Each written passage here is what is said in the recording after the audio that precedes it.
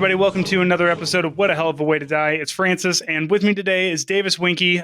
Davis has been on before to discuss news, military news, because Davis writes for the Army Times and kind of one of the very few staff writers that Army Times has. So I'd like to do a little news roundup. How are you doing today, Davis? I'm doing pretty good. It's been a long few weeks of Army Times being me, my editor, and assembled parts of other human beings stuffed together in one trench coat, but we make do. You know, I do some because it looks, the Army Times website looks good, and it loads well, and it's full of stories and everything. And I do often go to Army Times to dredge up stories for the show, not just with you, but other places. And it is like, oh, there's only like 5 people that run this, and it's just Davis constantly hammering away at his MacBook trying to get things out the door. Yeah, we make full use of, the AP Wire, other organizations that we have content sharing agreements with. But when it comes to our original reporting that we're doing, it's a small cadre of us that are doing our damnedest to keep this army of ours accountable. Well, maybe we can. Somebody will reach out to you and offer to do a little bit of freelancing stuff. I hear that's a perfectly viable option for getting by in this gig economy.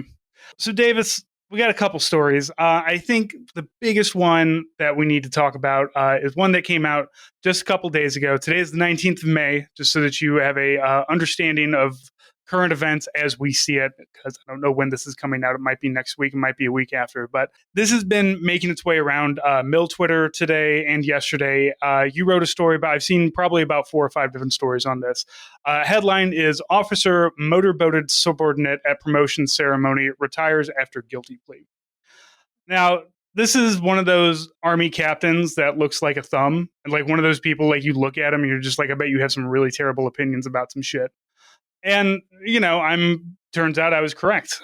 Captain Billy Joe Crosby Jr., convicted of assault consummated by battery and conduct unbecoming an officer for motorboating a subordinate. Now, if you are not familiar with motorboating, and I don't, do you get into it in the article? I skimmed the article. Did you give a good explanation of exactly what motorboating is? So that's one of those things where we decided to let the documents talk for us. Sure.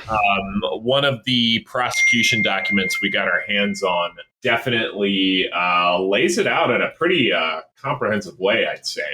Says prosecutors described, quote, motorboating, unquote, as, quote, when a person places his or her face between a woman's breasts and shakes his or her head back and forth while making sounds resembling a boat motor. I venture to say that, you could probably leave out the boat motor part and still be able to colloquially describe the act as motorboating.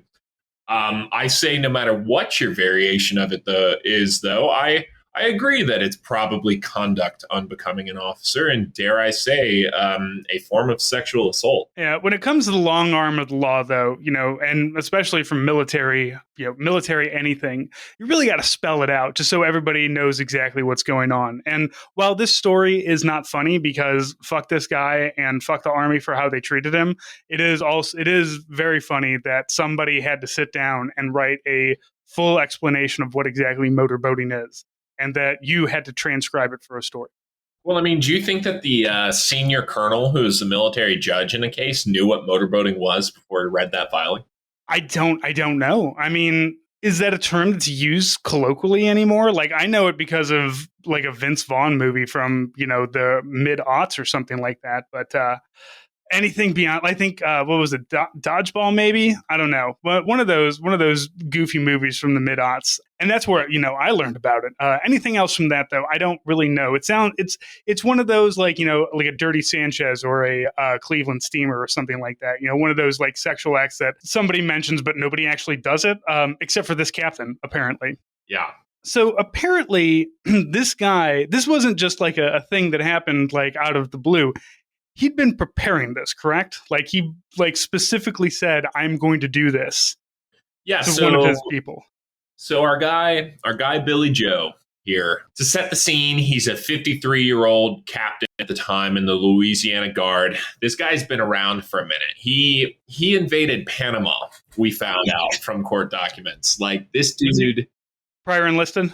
Yeah, prior enlisted. Not sure what his MOS was, but he later on becomes a logistics officer and deploys with Louisiana's 256th Infantry Brigade Combat Team, which includes a few folks from Mississippi and Alabama as well.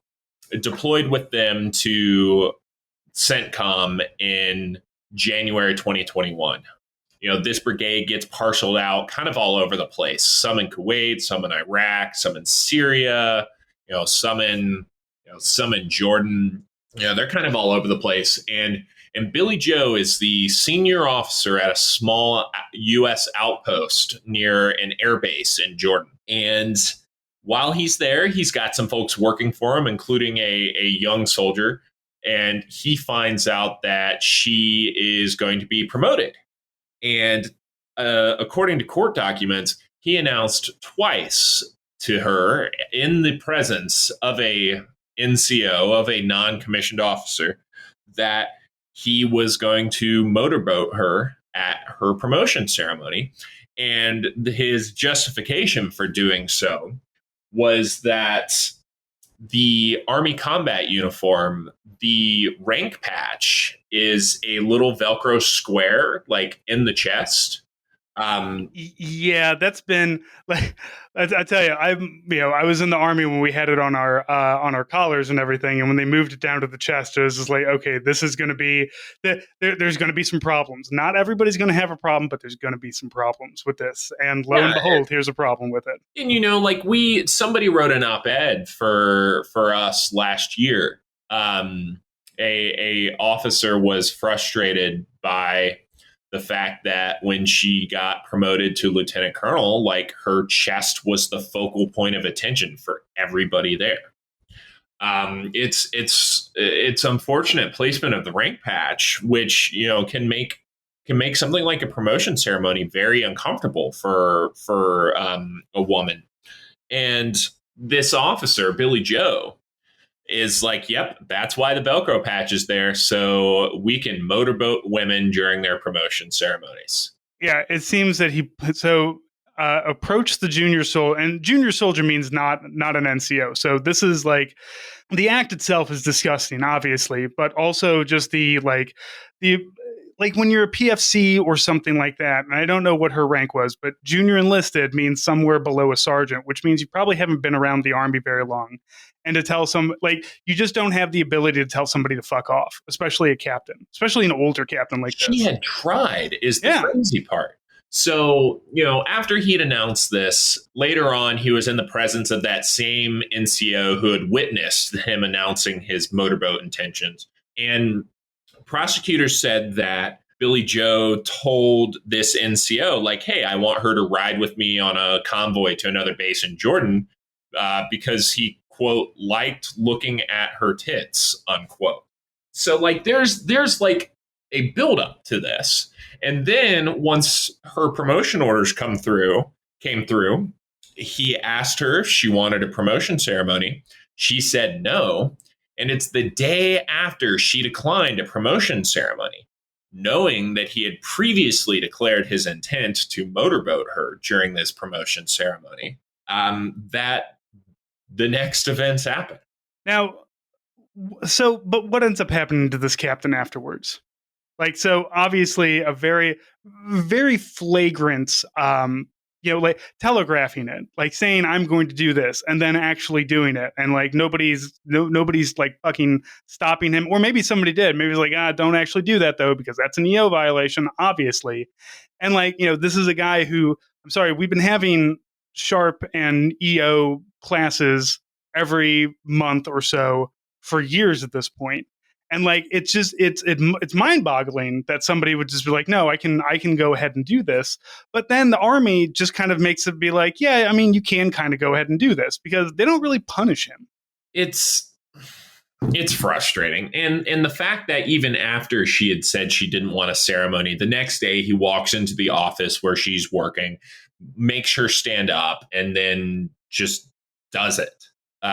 It's the way the Army responded at first was faster than usual. So somebody reported this to CID, which is like the Army's criminal investigative agency, very quickly. And CID was already interviewing the victim and the NCO who had witnessed the act and also the discussions leading up to it. These interviews were conducted within 2 weeks of the assault. It's when this gets into the legal system that it kind of starts to get weird. Initially, he's charged with abusive sexual contact, which is considered, it's roughly equivalent to like civilian sexual battery. It would be, either a really low grade felony or a sexual misdemeanor that could carry pretty significant punishment, put somebody on a sexual sex offender registry. And, it's probably the appropriate criminal charge for what transpired here. But over the course of the lead up to his trial, where his defense is trying to argue to bring in character witnesses, he's trying to argue that the prosecutors overcharged him by hitting him with both the abusive sexual contact charge and the conduct unbecoming an officer charge. At some time during this back and forth, this guy gets offered a plea deal that lets him plead down from the abusive sexual contact to just assault consummated by battery, which is a non-sexual offense. It has some punishment that can be done with it, but the plea deal also reduced the maximum time he could be jailed. And it also took a dismissal, which is the officer version of a dishonorable or other than honorable discharge, basically like getting kicked out in an enduring sense. That was also taken off the table as part of this guy's plea deal. And he pleads guilty under this deal. He gets sentenced to 30 days in jail, which he does when he gets back to the States. And after that, he gets to retire and start drawing his pension.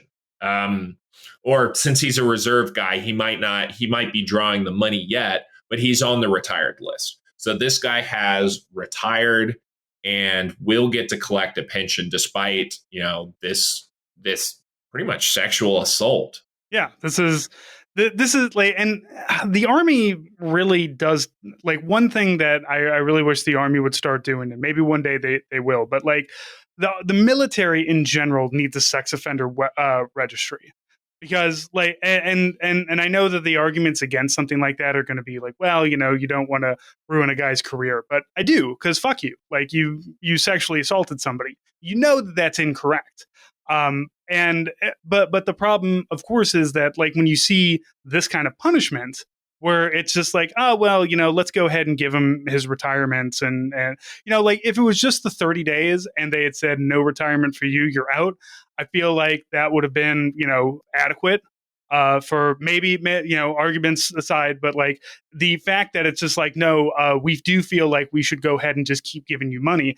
Because the thing is that this is not, I guarantee you, this is not an isolated event. Like there is absolutely no way that I believe that this is the only like any kind of sexual assault or sexual harassment that this person has done. Like nobody goes from like, I'm a normal person for my entire military career to this specifically, this act here, which is very flagrant and very like out there and open. And like, this isn't something where it's, coercion or quid pro quo under the table kind of thing. This man literally told people he was going to do it and then forced this woman to get up and then did it to her. Like, this cannot be the first time that he did that, and that the military would, try to do a like, well, maybe, he has this like the storied career, or he was enlisted. As you said that he was in friggin' Panama at one point in time. Like he's an old guy, he's been around, but like obviously there's absolutely no way that this is the first time something like this has happened. And the military just allowing something like this really just throws it out to everybody else that like, no, this is fine. The worst is going to happen. You're going to spend, a month in jail, but we're still going to go ahead and give you your money. And like, I guarantee that also this guy's not going to be on the sex offender registry in the civilian world either. So, it's frustrating. Obviously, it's frustrating because you want to see the military doing better about things like this, and sometimes it really feels like a 2 steps forward and then 1.5 steps back. Because we're the military's decentralized. Like that's therein lies our biggest problem with this. It's left up to the good old boys, the command, the JAG guys. Who these JAG guys might do it one way, and those JAG guys might do it another way. But like there has got to be some kind of like standardization among millets. Like when you do this, you're fucked. Like that should be the message that's going out to soldiers and Marines and airmen and Navy, whatever, that if you do something like this, not only are we kicking you out, but you're fucked for the rest of your life in the civilian world, because in the civilian world, that would happen to you as well. So I don't know. It's incredibly frustrating. And then you've got, the AUSA who posted about it and posted the quote being an unfortunate way to end a career, which is just like, again, it's the same permissiveness. It's just like, oh wow, that sure does suck for him. Like this person was a predator their entire fucking career, and I am not going to be convinced otherwise of any of that. It's a situation where the way that the Army used to be more accepting of borderline behavior like this means that there's a lot of people who have been doing things that are unacceptable from a sexual harassment perspective who are still in uniform. In the case of Billy Joe Crosby, we don't have any hard evidence one way or another about any previous misconduct. I've had a couple people reach out to me about having encountered him earlier in his career and just saying they got bad vibes, but nobody telling me yet that they'd experienced anything like this. But what you raise about the AUSA post, I think, is emblematic of the way that the old guard within the military looks upon offenses like this when it's somebody senior. It's just, oh, well, they've made a mistake. Obviously, it's time for them to go, but, we shouldn't let that discount their service up until this point. And there's this obsession with sexual misconduct cases among senior personnel with, trying to cut a deal to protect their retirement. And we're going to see if that's going to change in the coming years. So the interesting thing about this case is that it's one of the last ones at a major inflection point about the way that the military treats sexual assault and sexual harassment cases. There's been movement recently to take such cases out of the chain of command's control to move away from, Francis, what you described as kind of this decentralized model of dealing with it, where it's local JAGs, local commanders making their judgment calls on things like plea deals, charging decisions, etc. And now sexual offenses will be handled by a independent prosecutorial authority within the Army. We don't know yet exactly what that's going to look like. We're not certain yet exactly when that's going to stand up. But this was one of the final cases to be adjudicated, probably around the time that Defense Secretary Lloyd Austin had announced that these changes were going to happen. So there's reason to believe that cases like this won't be pled down to non-sexual crimes any longer, unless like there's an evidentiary reason to do it. We'll see what the net effect of those changes over time is. And I agree with some of the frustration here, and I've seen it in our readers and the way they've been reacting to this. The Article 120 charge, the abusive sexual contact charge, he would have had to register for a sex offender for the rest of his life. wherever he goes. And even if a guy keeps his retirement, if you're having to register as a sex offender, that's at least some form of lasting consequence for conduct like this. But instead, it was just 30 days in jail, no sex offender registry, plus you keep your retirement. We're gonna see what changes happen with this system, but it's kind of shocking, really. Yeah, obviously there are still a lot of changes that need to happen, and I give the military some credit for like trying at times, but like again, as we said, like when like decentralization is good for like on a warfighting kind of thing, that's the whole reason why we're good at the warfighting. We're decentralized. NCOs can make decisions on the fly on the battlefield and everything. But like when it comes to taking care of your troops and criminal prosecutions and things like that, that needs to be outside of our chain of command completely. Like, because it's just things like this are just going to keep happening. And like, this isn't the first time, there's plenty of stories about some officer. It's always an officer, always a fucking officer that manages to, hey, there's different sets of rules for the bars versus the chevrons. But, you get a certain kind of good old boy mentality and just like, oh, well, we don't want to ruin the guy's life. And the thing is, though, is that there is a good chance that this man ruined that junior soldier's life. Like you don't get sexually assaulted in front of people and just be okay the next day. Like that is and I feel like things like that are not taken into consideration with these things. It's just like, I don't care about you.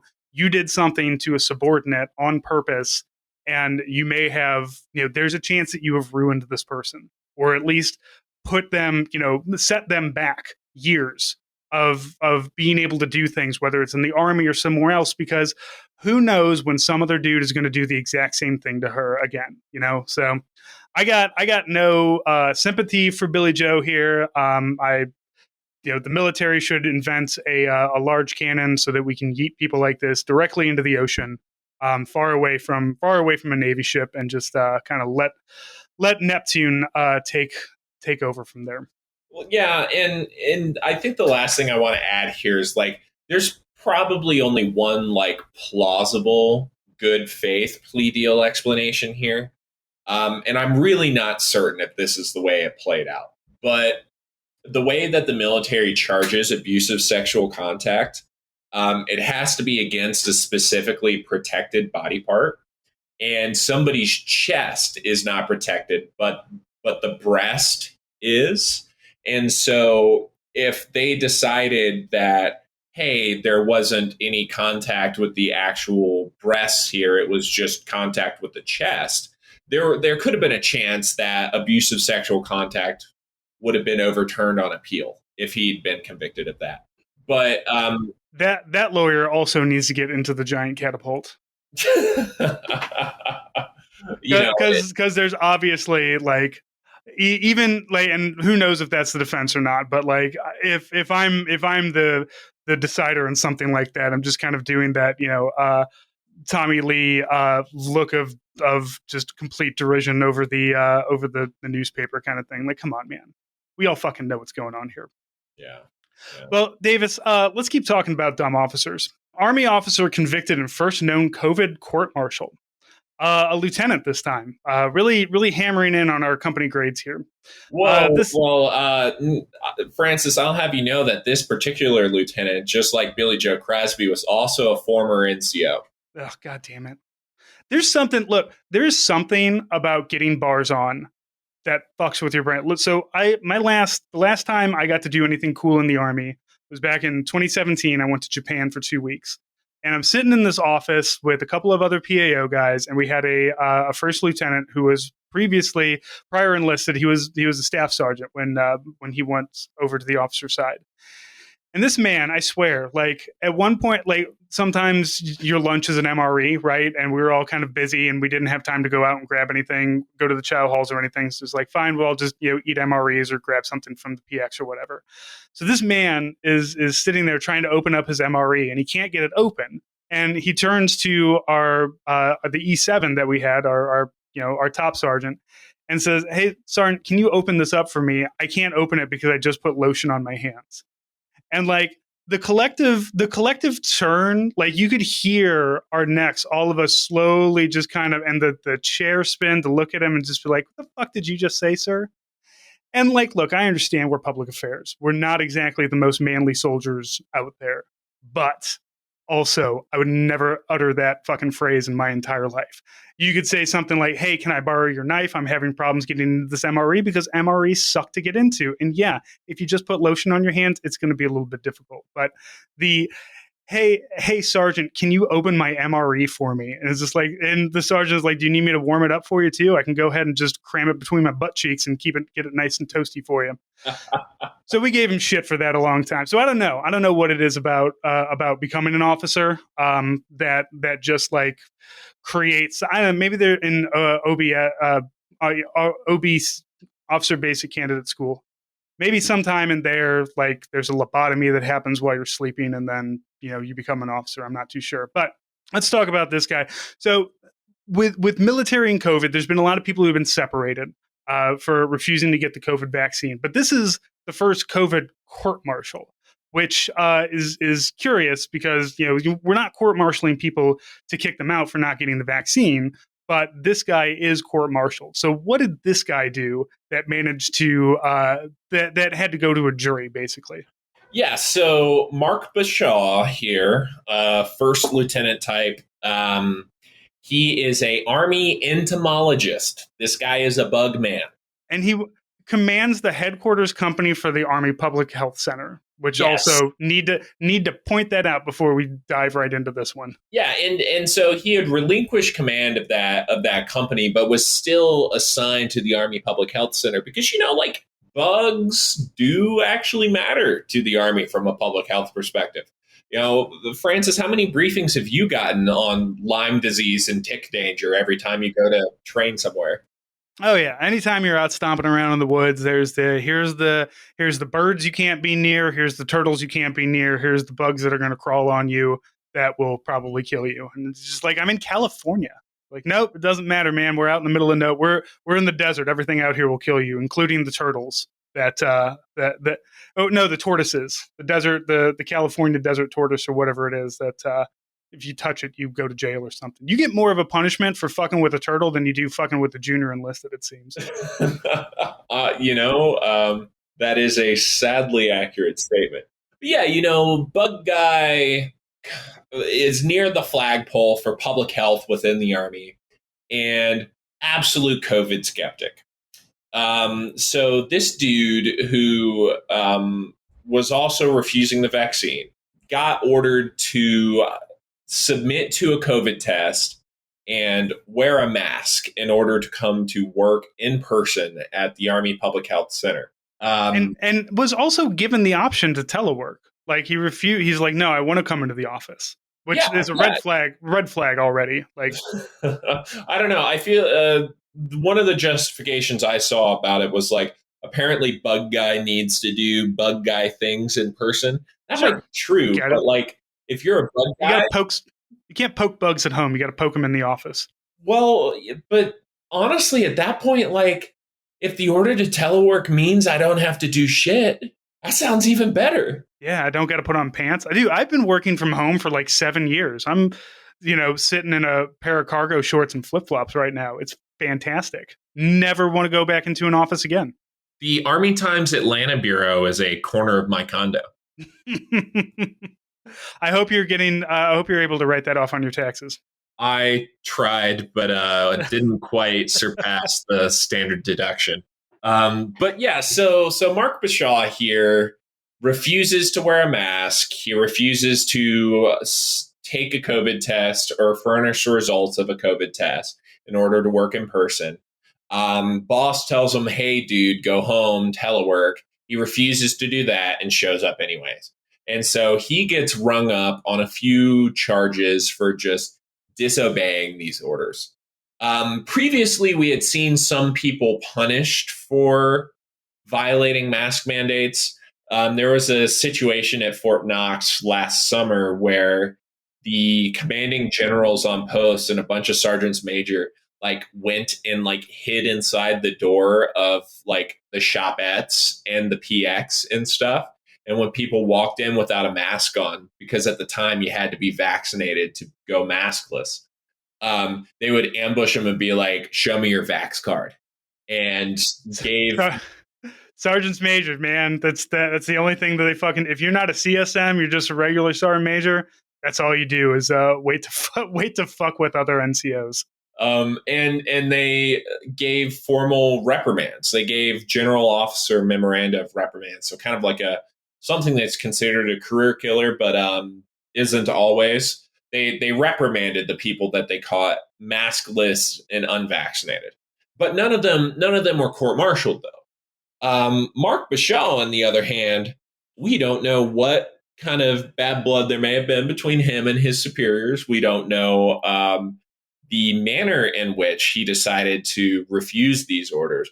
But one way or another, he found his way to a general court martial where he had to go into a courtroom and face a judge and military prosecutors because he did not want to wear a mask, did not want to get COVID tested, and for some inexplicable reason, did not want to work from home. And it's very difficult for me to wrap my head around people like this. Like, because look, I was in the Army for 20 years, and I'm gonna tell you that, like, if you wanted like freedom to do whatever the fuck you wanted, the Army was not the place to do that. Like, at all, at any point in time. Do you think that I like wanted to go to Iraq and Afghanistan? Not really. Like, but they did it anyway. I accepted that these are things that might happen, as well as every year I have to go and get a flu shot slammed in my arm, whether I wanted to, whether I want it or not. Either the Army is going to pay me to go do it, or I can go do it and I can submit the paperwork and everything.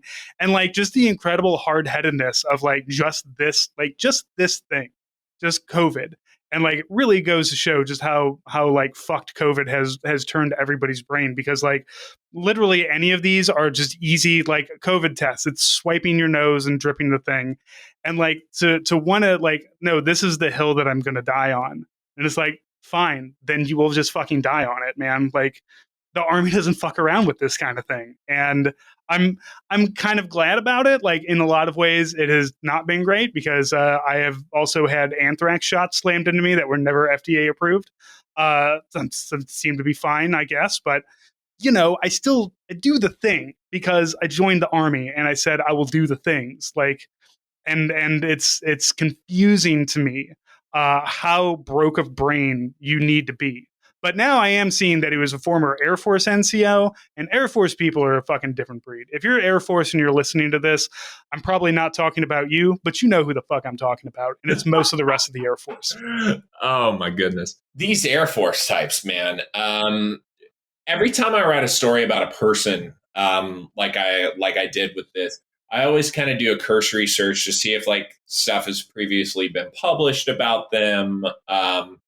I always search DVIDs, which is the Defense Visual Information Distribution Service. I want to say you would know, Francis. Yeah, that sounds right. To just see if like at least there's a photo of them or something. And it turns out that Mark Bashaw, in his time as an Air Force NCO, was stationed in Germany a while and was interviewed at one point because he played in like an intramural hockey league where Air Force and Army units in Germany played against each other. So look, maybe he's hit his head a few times. Lord knows I have. And I'm just a football guy. I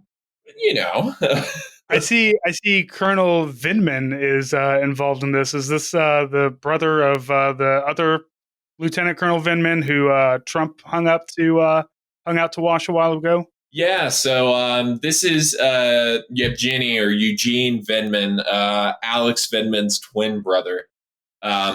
He's now the staff judge advocate for the senior command that oversees Aberdeen Proving Ground. And he happened to tweet something about the court martial that we quoted in the story. There was actually just a Defense Department Inspector General report that came out and found that the Trump administration unlawfully retaliated against this Vindman, lawyer Vindman, as opposed to whistleblower Vindman, because of what he and his brother had reported. And basically, they took his OER, which is his officer evaluation report, and for like his 2018 to 2019 rating period, the White House counsel folks described him as like top 1% of military lawyers, like this glowing evaluation. And then they tried to zero him out on the rating period that included the whistleblower stuff and say like, he's okay, he's just not right for here, and tried to do unsatisfactory and like all the lowest check blocks on the eval report. And so the IG report just came out yesterday saying that he was retaliated against. But despite that, now Colonel Yevgeny Vindman had a small role to play in the trial of Mark Bashaw, which, of course, like, there were people tweeting about that. Like the loons are definitely hung on to the fact that there was a Vindman involved in this prosecution. Mm-hmm. Well, this once again, just, not doing the basic things. You just really have to not give a shit about your career anymore. But again, we don't really know what's going to happen to this lieutenant yet. He's been convicted on all three counts. But like, again, what's the worst that's going to happen? He's going to be allowed to get out of the military with an honorable discharge and continue to be a fuck ass elsewhere. But, just be a hard right wing fuck ass. So, well, the funniest thing about this court martial is that he just literally the judge literally gave him no sentence. He was just like, "Yeah, you're convicted of 2 counts. Have a nice day." Right. You did. You certainly did it. Now go home. He's presumably on his way out for vaccine refusal. Like, imagine if after all of this, the dude went and got his COVID shot and stayed in the Army after getting convicted of this. I mean, hopefully he stayed in the Army. He stayed his ass at home teleworking. I'm curious. I wonder how this like whole court procedure like went through. Did they have to do a Teams meeting to convict him, or did they like, no, you do actually have to wear a mask when you're here? It's like, I don't have to wear a mask around my bugs, but I do have to wear one when I go get my ass handed to me. By the time this one went to trial, the mask mandate was gone. So there's pictures of this guy from the courtroom smiling thumbs up after the verdict. Fantastic. All right, one more, Davis. Let's round this out with something that's a little less shitty military politics. A new airborne division for some fucking reason. So I know that in the recent months the recent past weeks, month and a half or so, there's been a lot of stories going on about Operation Arctic, whatever, like training that's happening up in the north. And it was Steve Bannon went up there and embedded with them for some insane reason because it's so goddamn cold up there. God bless the real journalists who do the dumb stuff, because I never wanted to do it. Now there's the 11th Airborne Division is maybe replacing Army Alaska. Now, there's been, with Ukraine and Russia, there's been a lot of discussion about whether tanks are still useful in battle. And, the answer is yes. It just depends on, do you know what the fuck you're doing with the tank? Which the Russians do not. So, like, the Ukrainians know what the fuck they're doing with tanks. They're doing a little bit better with it. But airborne, come on. Now, so Davis, what's going on here? Why Army Alaska just replacing it with this sounds like a name change, really. And to some extent it is. There's a lot of factors that Army officials say are going into this decision to reflag Army Alaska and reorganize it as the 11th Airborne Division, which is official. It's going to be activated sometime this summer. Steve reported earlier today that it's going to happen on June 6th, which is ironic because this division fought entirely in the Pacific during World War II. So, hey, well done, Army. If it's a coincidence, it's a coincidence that's actually going to like harm the perception of it. But anyways, there's a few factors going into it. One of them is the fact that the Army is kind of focused on preparing for a big land war, whether it's with China, whether it's potentially with Russia, should they decide to start a war with NATO, or in the case of more of a near peer adversary like a fight with Iran, for example. The Army is rebuilding its doctrine and force structure to focus on divisions, which have, between 10 to 14,000 soldiers as the quote unquote unit of action, like the primary building block of the Army's force structure for the next fight. That is a change from what we did in the War on Terror, which was rotate brigades, which are smaller but self-sustaining units of, like 3,000 to, if it's a thick with several C's brigade, it might be like 5,000 when you've got everybody else involved. It's part of a change in philosophy, and organizing a new division headquarters and having it be one that could technically deploy if needed, kind of helps advance that one goal of the armies. The other one is like Army Alaska's been straight up having a bad time. Ooh, yeah, they've there's been, yeah, I mean, first off, it's Alaska, and like as Steve and I kind of talked about, the when it comes to Alaska, you really need to have somebody who's prepped for that and who's mentally resilient in that. And you can't just keep rotating people up there. You can't just be like, all right, you who were down in Louisiana for the last 4 years, how about you do a 2-year stint up here, kind of right next to the Arctic Circle. Hope you don't like seeing the sun too much. Like that's you gotta have somebody who's kind of resilient with that. And that is not happening in Alaska, because I mean, look, if you sent me to Alaska, I too would just be like, I get the fuck out of here somehow. Like, I want to visit Alaska. I want to spend a couple days there. That's about it. So this is is this kind of part of it? Like, oh, we're going to rebrand, and we're going to go from being called Blackwater to being called Z or whatever, and suddenly everybody's going to think that we're cool again. That's definitely part of it.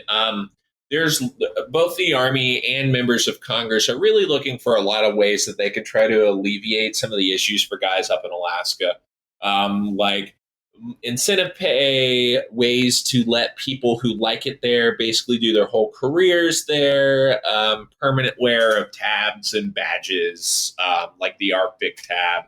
There's lots of things that are on the table that they're trying to work on. But what they're saying the 11th, bringing back the 11th Airborne Division is going to do is give some kind of group identity that actually has a operational focus rather than just being the Army Alaska Bear patch or whatever.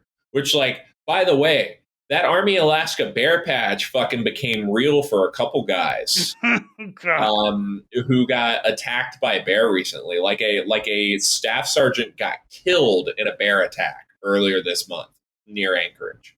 Yeah, it really feels like if you're going to be doing field ops in Alaska, that's when you just give everybody ammo too, like just in case.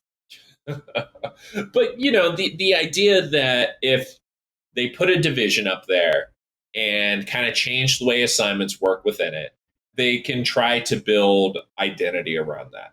I don't know. I don't know how that'll go. There's some units out there in the Army that are like cults. Like there's a brigade in the 101st Airborne Division, the Rakkasans, that are basically, they may as well be a cult. Like they have issues with their soldiers doing graffiti of their unit logo on other units around Fort Campbell. Like they're so brainwashed by the Rakkasan thing. And then the 82nd Airborne, we don't even need to get started with that. Yeah, I give 82nd back when we had a different producer for the show. Anytime we would give 82nd, anytime we'd shit on the 82nd Airborne, he would pipe in on his thing to shit talk us back, just because he too loves some 82nd Airborne, man. And yeah, I guess this is one of those you had to be there. and at this point with the Alaska stuff, you got to try something. You got to try something. They have a suicide rate up there that vastly outpaces anywhere else in the active duty army. Um, and they're having issues up there with the equipment that they currently have because, you know, somebody decided it would be a good idea to have a striker brigade in Fairbanks, Alaska, where it's too cold for the strikers to operate 6 months out of the year. Reflagging to kind of a light infantry airborne division makes sense, but at the same time, man, like, what is it going to do? We don't know yet. Yeah, and like you said, you got to try something because everything else they've been trying certainly hasn't worked. So, and there is, when if from a warfighter capability, from an army capability kind of thing, you are going to probably need people who are good in the cold. So it's not like we'll just grab everybody and take them out of Alaska. We don't need to do that anymore. You can't discount the fact that things like, yes, I get it, things are heating up, but also there is still an Arctic Circle that might have some shit going down in it. So you got to have people that are trained to fight in that, who know how to weather those Russian winters that seem to have stopped many an army in the past. So trying real hard for it to not be us for once. Yeah. Well, Davis, thank you so much for coming on. I love doing these little updates. Mostly, I love shit talking officers with somebody else since Nate's an officer. But I'm glad that you came on to talk about these things. Where can people find you? Yeah, so you can find me on Twitter at Davis_Winkie, Winkie. My email is on my author page on Army Times. Please don't send me the picture of a pig pooping on its own balls. And, you know, if you send up a smoke signal, I might see it. You know, there's ways to find me. Yeah, if you're a soldier and you've got some hot takes, or you've got some information or possible news story about something going on, feel free to reach out to Davis, or you can also reach out to me, and I can pass things along. But you know our podcast, man. We're not exactly pro military here. We want to know where where things need to be improved upon, and how we can make your life better. Other than just getting the fuck out of the military. Davis, thank you so much for coming on. Everybody, we'll talk to you next week. Thanks, y'all.